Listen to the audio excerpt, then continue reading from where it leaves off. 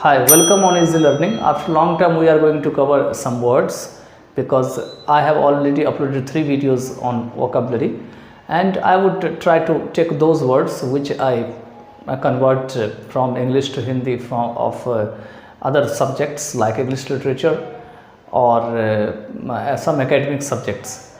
So here there are some words, they are very important. तो इस words को आप देखेंगे, इसको हम explain करेंगे साथ के साथ और जानेंगे कि आखिर में ये वर्ड्स जो है किस तरह के हैं। देखिए सबसे पहले जो है आपका वो है इनहेरेंट।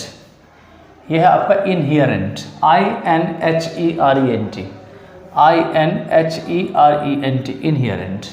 इनहेरेंट का मीनिंग है व्यक्ति या वस्तु का मूलवर्ती या अस्थायी अंश। व्यक्ति या वस्तु का मूलवर्ती या अस्थायी अंश मतलब ये हुआ कि मान के चलिए कि ये मकान बना हुआ है और ये जो दीवार है इसके पीछे लगा हुआ है, ये क्या है, इसका एक परमानेंट पार्ट है। और अगर इस दीवार को निकाल दिया जाए या पिलर को निकाल दिया जाए तो क्या होगा, मकान गिर जाएगा। तो ये इसका एक इनहेरेंट पार्ट है। हमारे जो बॉडी है, बॉडी में जो हमारा हैंड है ये क्या है, इनहेरेंट पार्ट है। हमारा हार्ट इनहेरेंट पार्ट है, क्योंकि अगर ये चीज़ नहीं रहती है तो हमारे बॉडी जो है ये इनकम्प्लीट है।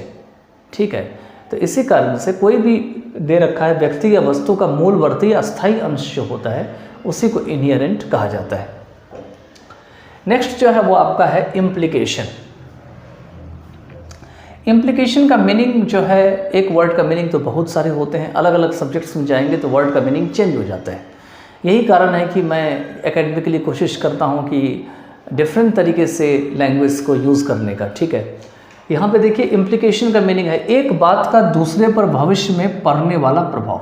ठीक है, मान के चलिए आज कोई किसी ने कानून पास किया और उस कानून से आने वाले टाइम में उसका बहुत गलत प्रभाव पड़ेगा तो क्या होगा, यहाँ पे इम्प्लीकेशन होगा। ठीक है, और इसी कारण से यहाँ पर मैं इस वर्ड को यूज़ किया जाएगा। दूसरा जो है जिसे परोक्ष रूप से कहा जाए, परोक्ष का मतलब डायरेक्ट रूप से नहीं कहा जाए बल्कि इनडायरेक्टली रूप से कहा जाए। ठीक है, उसी को इम्प्लीकेशन कहा जाता है। नेक्स्ट जो है वो है आपका डेलिब्रेट। ये तो बहुत यूज़फुल वर्ड है। डेलिब्रेट का मीनिंग है जानबूझकर किया हुआ। डेलिब्रेट की स्पेलिंग है DELIBERATE।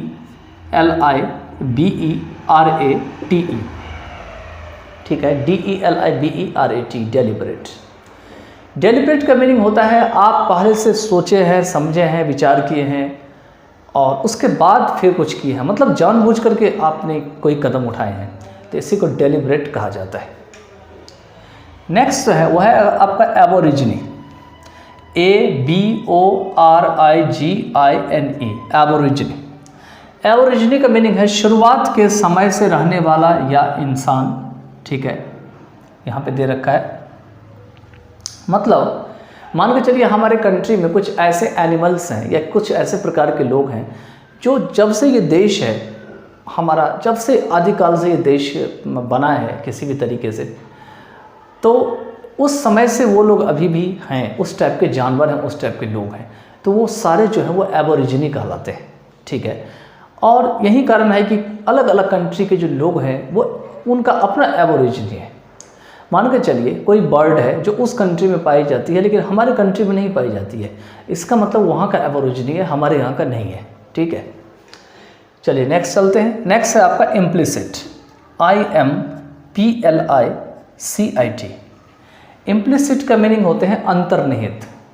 ठीक है, जो स्पष्ट रूप से नहीं कहा गया परंतु संबोधित लोगों ने समझ लिया। मतलब समझ जाइए कि कोई बात हम बता रहे हैं, किसी चीज़ के बारे में बता रहे हैं, मान के चलिए हम कहीं पे कोई घटना हुआ उसके बारे में बता रहे हैं, मतलब जो व्यक्ति इन्वॉल्व था उसमें उसके लिए इम्प्लिसिट नहीं होगा, लेकिन जो नहीं था वहाँ पर में उसके लिए इम्प्लिसिट होगा। क्यों? क्योंकि जब तक आप खुद उसमें नहीं प्रवेश करेंगे, जब तक आप उसमें खुद नहीं जाएंगे, तब तक उस चीज़ के बारे में आप नहीं जान पाएंगे, इसलिए इसको इम्प्लिसिट कहा जाता है। इसी का उल्टा मीनिंग एक है जो है एक्सप्लिसिट। ठीक है, और इम्प्लिसिट का मीनिंग पूरा भी होता है, यहाँ पे दे रखा है। ठीक है, दे भी रखा अंतर्निहित, जो स्पष्ट रूप से नहीं कहा गया परंतु संबोधित लोगों ने समझ लिया, संबंधित लोगों ने समझ लिया। संबंधित लोग का मतलब किसी विषय के बारे में बात कर रहे हैं, अगर उससे उनका कोई रिलेशन बनता है तो वो व्यक्ति समझ जाएगा, लेकिन हर कोई उस व्यक्ति को नहीं समझ सकता। सपोज करिए कि हमारे कंट्री में कुछ ऐसी लैंग्वेज है जो अफ्रीका में चलती है, तो अगर हम उस लैंग्वेज की बात करते हैं तो इम्प्लिसिट हो जाएगा, लेकिन अफ्रीकन पीपल अगर यहाँ पे खड़े हैं सुन रहे हैं तो उनके लिए इम्प्लिसिट नहीं है। ठीक है, चलिए आगे चलते हैं। नेक्स्ट है ओरिएंटेड। ओरिएंटेड की जो स्पेलिंग है वो है ORIENTED, ओरिएंटेड। ठीक है, विशेष प्रकार की वस्तु में विशेष प्रकार का व्यक्ति रुचि रखने वाला। मान के चलिए कोई संस्कृत लैंग्वेज ओरिएंटेड है, कोई संस्कृत लैंग्वेज को बहुत ज़्यादा लाइक करता है तो उसके लिए वो ओरिएंटेड है। कोई फ्रेंच लैंग्वेज को बहुत ज़्यादा लाइक करता है, विशेष प्रकार का आदमी फ्रेंच को बहुत लाइक करता है तो वो फ्रेंच ओरिएंटेड हो गया। इंडियन ओरिएंटेड हो गया, मान के चलिए कोई इंडिया के चीज़ों को बहुत ज़्यादा लाइक करता है तो इंडियन ओरिएंटेड हो गया। तो इसी को ओरिएंटेड कहा जाता है। पार्ट ऑफ स्पीच की अगर बात करें, ये नाउन है या वर्ब है या एडजेक्टिव है, ये आप धीरे धीरे जब जैसे ग्रामेटिकल पार्ट्स को कवर करेंगे तो आपको समझ में आ जाएगा। नेक्स्ट है आपका आउटलाइन। आउटलाइन है OUTLYING। आउटलाइन का मीनिंग होते हैं दूरवर्ती या बहिर्वर्ती, मतलब अपने इलाके से दूर का जो क्षेत्र होता है उसको आउटलाइन पार्ट कहा जाता है। मान के चलिए जहाँ पे हम खड़े हैं यहाँ पे बस स्टैंड नहीं है, तो बस स्टैंड कहाँ है, तो इस एरिया को छोड़ के दूसरी एरिया में है तो वो आउटलाइन पार्ट में चला गया। नेक्स्ट है आपका स्टेपल, STAPLE। स्टेपल मीन्स है किसी जगह का मुख्य उत्पाद।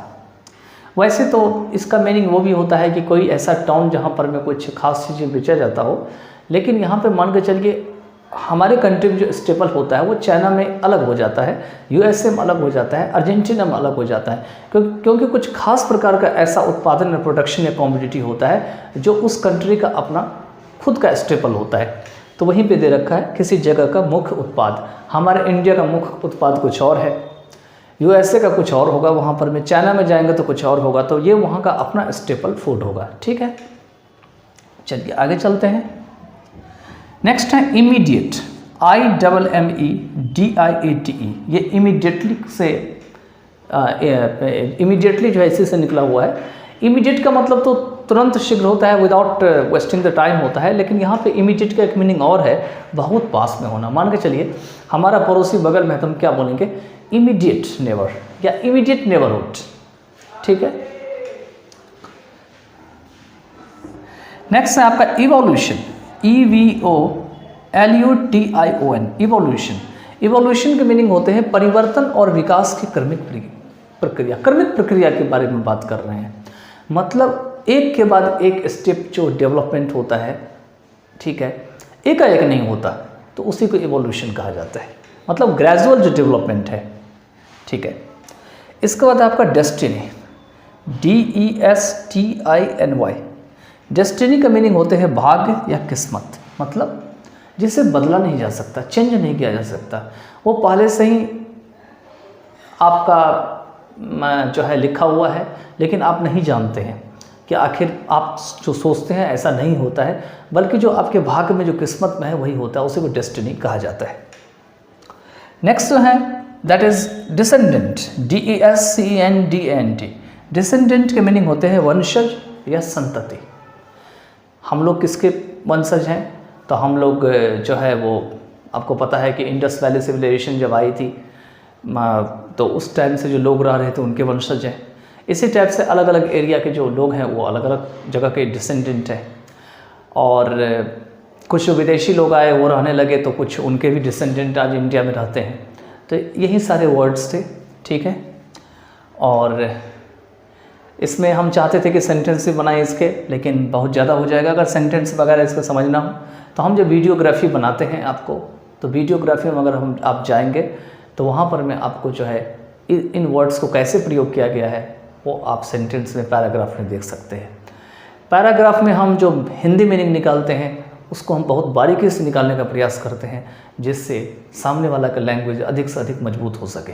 ठीक है, इसके साथ यहीं तक इसको रखते हैं। Bye then take care of yourself. We again meet in next part of the video.